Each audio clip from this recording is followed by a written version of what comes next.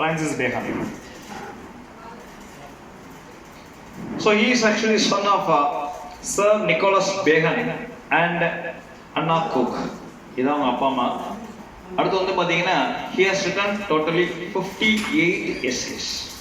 மொத்தம் வந்து 58 essays வந்து அவர் எழுதியிருக்காரு. அடுத்து his best work is The Great Institution of True Philosophy. Pope. அடுத்து The Great Institution of True Philosophy is the most ambitious work of Bacon. அடுத்து Pragmatism and Rationalism are found in his essays. Pragmatism and rationalism are found in his essays.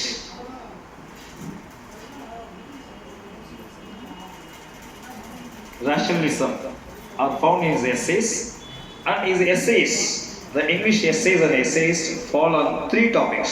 3 topics. One, society. ரெண்டாவது, the man's relation with himself, individual, தனித்துவம். மூணாவது, God. Society, individual, God. 3 விதமாக தான் ஒரு essay பிரிக்கப்பட்டிருக்கு. Man relationship with the society, man's relationship with himself, man relationship with God. இவ்வளோதான். கடைசி மனுஷன் என்ன சொல்லுவாங்க? கடவுளே நீ தான் எனக்கு. அதான் எல்லா மனிதனுக்கும் பிடிச்ச விஷயம். ரைட்டா? அடுத்து அவருடைய பெஸ்ட் essaysனால he is called as the father of English essays. Note பண்ணிக்கோங்க. He is called as the father of English essays. He is a lawyer and knight. He is a lawyer and knight. He becomes a Lord Chancellor. He becomes a Lord Chancellor. And he received the title. என்ன title பா? What's the title? Lord Keeper சொல்லியாச்சு, Lord Chancellor சொல்லியாச்சு. What's the title he received?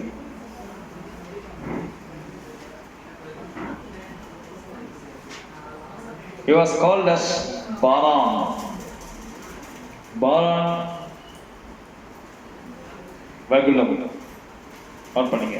He received the title Baron Vegulam. And he died in 1626. Because of what? தம்பி இது ஒரு கேள்வி. எத்தனை பேர் பதில் சொல்லுங்க பாப்போம். ஒவ்வொருத்தரும் பல விதத்தை செத்து போயிருப்பாங்க. Because of what he died? He was drenched in the snow. Snowல போயிட்டு என்ன பண்றாரு? மூழ்கி செத்து போறாரு. He was drenched in the snow. இது ஒரு question. It is a UGC question.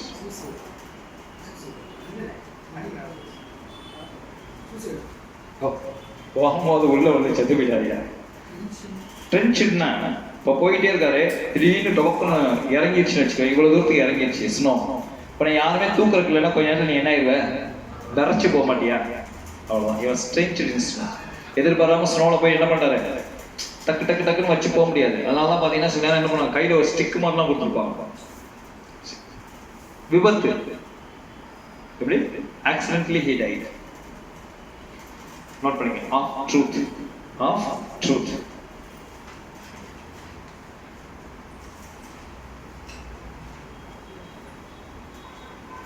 Bacon deals with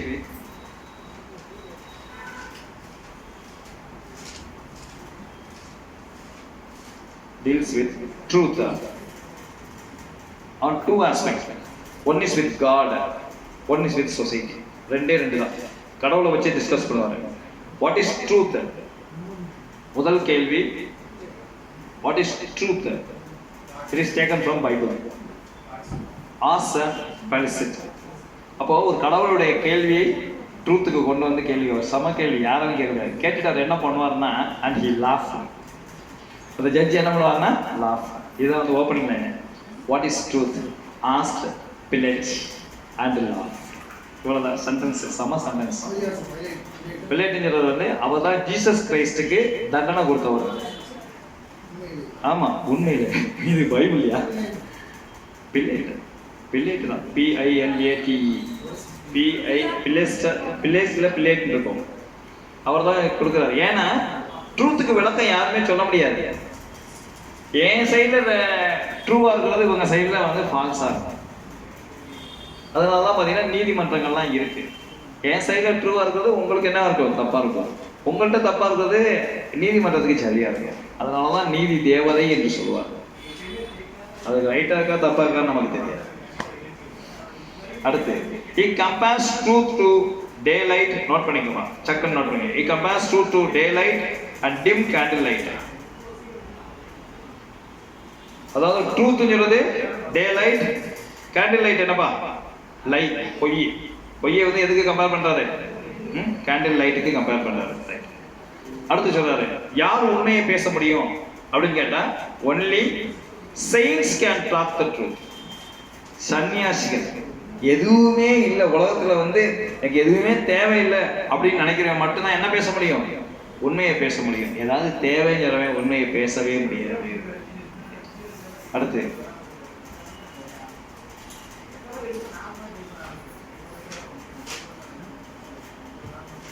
and he compares a lover. பேகனுடைய இந்த எஸ்ஸேல பார்த்தீங்கன்னா எத்தனை பேர் படிச்சீங்க தெரியல. எனக்கு பிடிச்ச பாயிண்ட் அது ஒன்று. எனக்கு பிடிச்சனா காரணம் வேணும். He says lie, lover says lie. It is like a mixture of copper with gold. அதான் வந்து பயங்கரமான word. Lover say lie, which is like a truth. It is like a mixture of copper with gold. அவன் சொல்லக்கூடிய பொய்யானது அவனை பொறுத்தவரைக்கும் உண்மை ஒண்ணு இல்லை. நான் எப்படி பாடுனேன், நீ குயில் போல் அல்லவாய் பாடினேன்.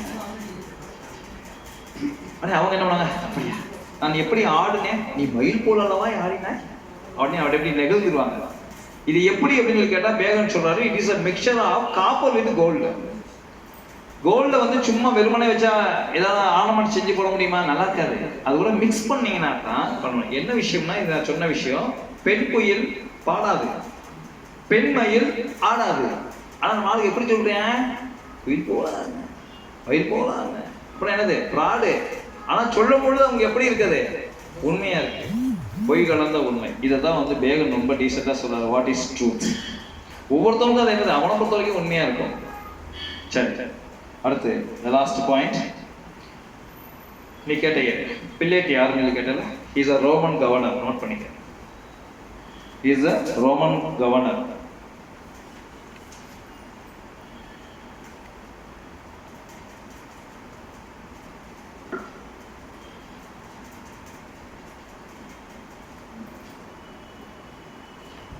ஒரே ஒரு வார்த்தை சொல்றார், whomsoever is delighted in solitude. பேகனுடைய ஆஃப் ட்ரூத்ல முக்கியமான line, whomsoever who is delight in solitude.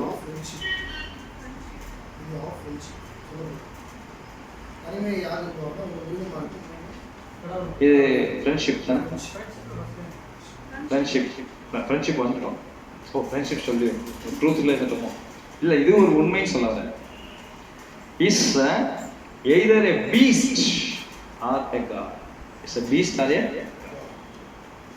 இது வந்து ஆஃப் ஃப்ரெண்ட்ஷிப், இது ஆஃப் ஃப்ரெண்ட்ஷிப். பட் இதுதான் உண்மை. தனிமையில யாராவது இருந்தாலும் அவன் யாருக்கு சமம், ஒன்று மிருகத்துக்கு சமம், அப்படி இல்லைன்னா கடவுளுக்கு சமம். ரைட். அடுத்து,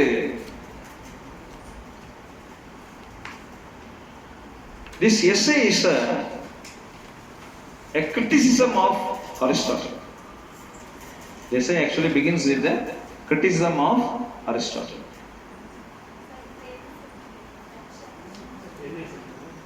Of friendship.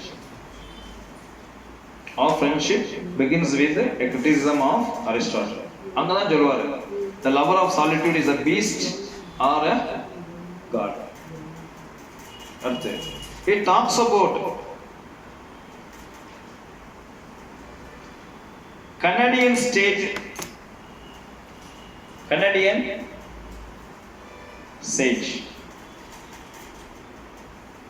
who sleeps for 57 years.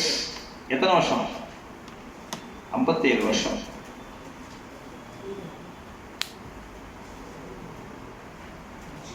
The name of the saint is Epimendius. Epimendius. What is the name of the Canadian? அப்படி பார்த்தீங்கன்னா இது வந்து ஒரு டிஆர்பி கொஸ்டின் தான், நோட் பண்ணிக்கோங்க. ஏன்னா 57 வருஷம் தூங்குவான். கும்பகோணம் மாதிரி ஏதோ ஒரு சாபம் வாங்கியிருப்பான் போல, இல்லை வரம் வாங்கியிருப்பான். தூங்குறது என்னைய பொறுத்தா வரம். தூங்குறது வந்து உண்மையிலே வரும். அதனாலதான் நிரந்தரமா தூங்குறவன கடவுளுக்கு ஒப்பிடுறாங்க. இறைவனடி சேர்ந்தார் அப்படிங்கிறோம். அவன் தான் நிம்மதியானவன். ஏன்னா அதுக்கப்புறம் எதுவுமே தெரியாது பாருங்க. முடிச்சிருக்கிற வரைக்கும் தான் எல்லாத்துக்குமே பிரச்சனை. முடிக்காம அமைதியாக இருந்துட்டோம்னு வச்சுக்கோங்க, பிரச்சனையே கிடையாது. அது காது கொடுத்து சில விஷயங்களை கேட்கும் போது அதுவும் பிரச்சனை. காது செகுடாக இருந்துட்டா ஒன்றும் பிரச்சனை இல்லை. வாழ்க்கை வந்து அதுதான். மனுஷன் ஆசைப்படும் போது தான் அந்த துன்பத்துக்கு ஆளாகிறான். இதுதான் வந்து புத்தருடைய வார்த்தை. மனுஷன் எப்போல்லாம் ஆசைப்படுறானோ அப்பெல்லாம் என்ன பண்றான்? துன்பத்துக்கு ஆளாகிறான். ஆனா ஆசைப்படாதவன் மனுஷன் இல்லைங்கிறது வந்து நமக்கு தெரியும். ஓகே, அடுத்த ஃப்ரெண்ட்ஷிப் நோட் பண்ணிக்கங்க. He talks about Numa, king. Numba, the second king of Rome, who was a lover of solitude. ரொம்ப தனிமையை விரும்பின ஒரு கிங் வந்து இவர் தான். இவர் வந்து ரோமாபுரி மன்னர். ரோமாபுரி மன்னர். அடுத்து Brutus and Julius Caesar is given example for friendship. Brutus and Caesar. பாத்தீங்கன்னா